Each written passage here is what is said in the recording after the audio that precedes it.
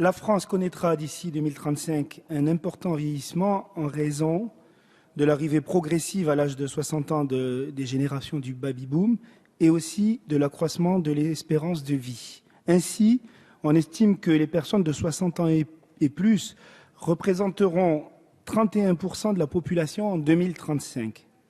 Adapter la société à ce vieillissement est donc une priorité, une nécessité. Elle est d'autant plus que si l'espérance de vie augmente, l'espérance de vie en bonne santé, elle, ne suit pas du tout la même courbe de croissance, parfois même au contraire.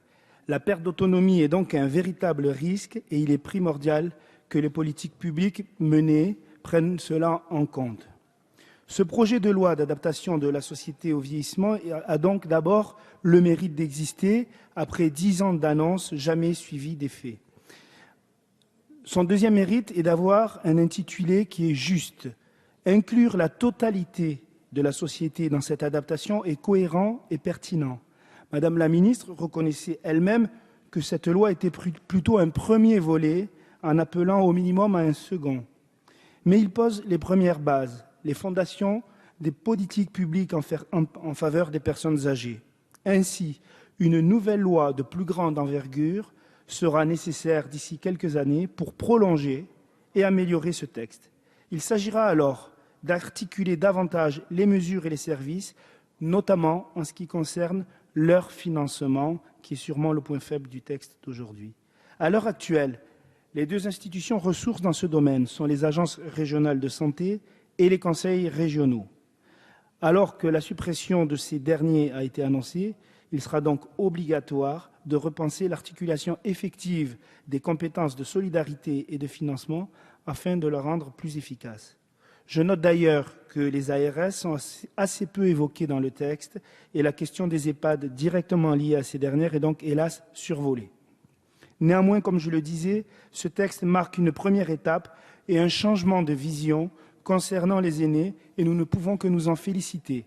Plusieurs volets vont dans ce sens et nous paraissent particulièrement intéressants. D'abord, prendre en considération les personnes âgées dans les déplacements urbains. C'est non seulement pertinent, mais indispensable.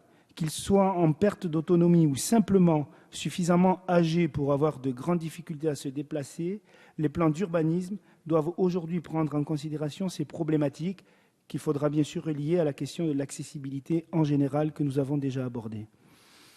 Les écologistes soulignent aussi l'importance du volet habitat. Comme je le disais, il faut voir l'adaptation de la société au vieillissement dans son ensemble, dans tous les aspects du quotidien. L'habitat tient donc une place prépondérante et l'intégration de cette problématique au sein des programmes locaux de l'habitat est une excellente nouvelle. Nous prônons l'ouverture du choix quant au mode d'hébergement, par la création de logements adaptés en particulier, l'hébergement en structure collective ou autogérée, je pense aux habitats partagés, qui sont une solution innovante, le maintien à domicile aussi, mais qui doivent devenir de vrais choix. Maintenir à domicile, d'ailleurs, ne doit pas signifier systématiquement conserver son domicile actuel, mais ça peut être parfois faciliter le déménagement dans un appartement ou une maison plus adaptée aux besoins de la personne ou de ses proches. Un étage moindre, une salle de bain équipée, par exemple, des choses très banales, mais qui sont absolument fondamentales pour le maintien à domicile. C'est pour cela que construire un parc de logements décents et équipés pour les personnes âgées en perte d'autonomie ou en situation de handicap est une nécessité. Le maintien à domicile, peut et doit passer par cette solution. Nous saluons à ce sujet le dispositif de revalorisation de l'APA, domicile, qui devrait contribuer à soulager les personnes âgées et leurs familles. Le principal pour nous est de mettre la personne au centre de la décision. Gardons-nous des clichés sur les personnes âgées. Oui, ils sont une chance pour la société comme tous les autres citoyens. La vieillesse n'est qu'une étape de la vie avec ses avantages et ses inconvénients. Notre logique n'est donc pas celle de la silver economy qui ne voit dans les personnes âgées qu'une opportunité financière, une opportunité économique. Adapter la société au vieillissement, c'est avant tout un choix de société solidaire. C'est ce défi qui nous attend et auquel nous devons nous consacrer. Cette loi n'en est que la première étape. Merci.